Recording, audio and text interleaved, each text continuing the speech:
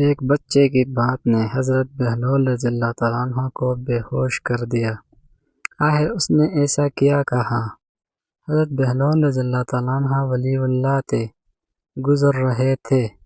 ایک بچے کو دیکھا، وہ کھڑا رو رہا تھا اور دوسرے بچے اخروٹ سے کھیل رہے تھے۔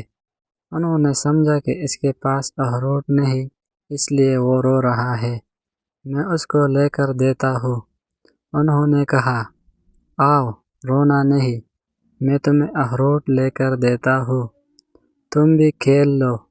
اس بچے نے کہا، بہلول، کیا ہم دنیا میں کھیلنے آئے ہیں؟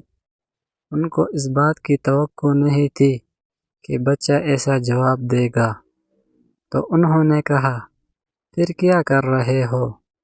بچے نے کہا، اللہ تعالیٰ کی عبادت کرنے آئے ہیں۔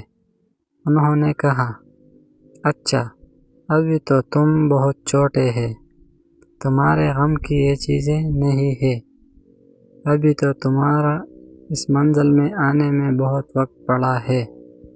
تو اس نے کہا، ارے بہلول رضی اللہ تعالیٰ عنہ، مجھے دھوکہ نہ دو، میں نے اپنی ماں کو دیکھا ہے، وہ صبح جب آگ جلاتی ہے تو پہلے چھوٹے لکڑیوں سے جلاتی ہے اور بعد میں بڑے لکڑیاں رکھتی ہے، اس لیے مجھے ڈر ہے کہ کہیں دوزخ مجھ سے نہ جلائی جائے اور میرے اوپر بڑوں کو نہ ڈالا جائے۔